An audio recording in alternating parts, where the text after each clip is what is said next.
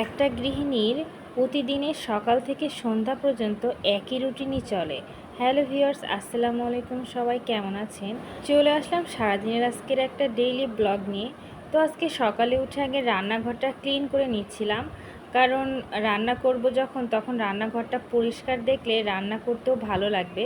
আসলে শুধু রান্নাঘর না, সব কিছুই সাজানো গোছানো থাকলে মনটাও ভালো লাগে। জীবনটাও সাজানো গোছানো থাকলে মনটা ফ্রেশ থাকে, কোনো কিছু করতেও মনে চায়। তো যাই হোক, এখন আমি রান্নার কাজে চলে আসছি। আর আজকে রান্না করব কুমড়ো দিয়ে ইলিশ মাছ, আর সাথে করব করলা দিয়ে চিংড়ি মাছের চচ্চড়ি। তো আমার কাছে করলা কিন্তু অনেক ভালো লাগে, আর চচ্চড়ি হোক ভাজি হোক আমার কাছে সবকটাই ভালো লাগে। আর এটা হচ্ছে আমার শাশুড়ি যে দিছিল সেই কুমড়োটা, সেটা তো আস্ত ছিল, তো অনেক দেরি করে আমি কুমড়োটা কাটছিলাম, তো সেটারই অল্প একটু আছে, তো সেটাই ভাবতেছি আজকে ইলিশ মাছ দিয়ে রান্না করি। তো ফ্রিজে দেখলাম করলাও ছিল, তা ভাবতেছি চিংড়ি মাছ দিয়ে রান্না করি, আমার কাছে খুব ভালো লাগে। তো সব কিছু কেটে নিয়ে নিলাম, আর সাথে মাছটাও কেটে নিয়েছি, আর চিংড়ি মাছটাও সুন্দর করে বেছে নিয়েছি। তো সব কিছু অ্যারেঞ্জ করে দেখা যাচ্ছে বাকি যে তাইনকে খাইয়ে আসছি। তো এখন এবার মাছটা ভেজে নিয়ে নেব। আর চাইলে মাছটা হলুদ আর লবণ দিয়ে একটু জাল দিয়ে নিলেও ভালো লাগে।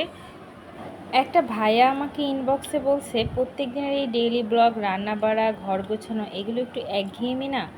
তো আসলে আপনার দেখতে একঘেয়েমি লাগতে পারে যে প্রত্যেক দিনের এই ডেইলি ব্লগ, রান্না বাড়া, ঘর গোছানো, বাচ্চা সামলানো, আসলে এটাই মেয়েদের জীবন।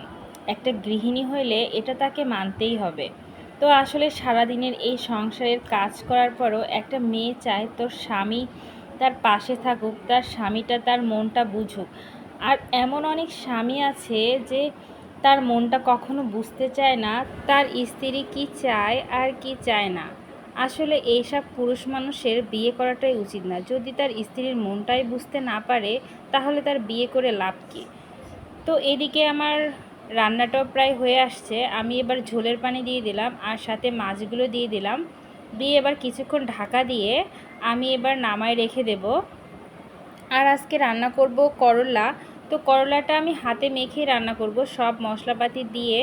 তো এখানে আমি করলার ভিতরে একটা আলু কেটে দিয়েছি। এবার এতে পেঁয়াজ কুচি, একটু রসুন বাটা, হলুদের গুঁড়া, আর সাথে দিয়ে দিয়েছি চিংড়ি মাছ, আর দিয়ে দিলাম জিরার গুঁড়া, আর সাথে দিয়েছি একটু সরিষা বাটা, আর তেল দিয়ে আমি এবার চুলায় দিয়ে দিলাম।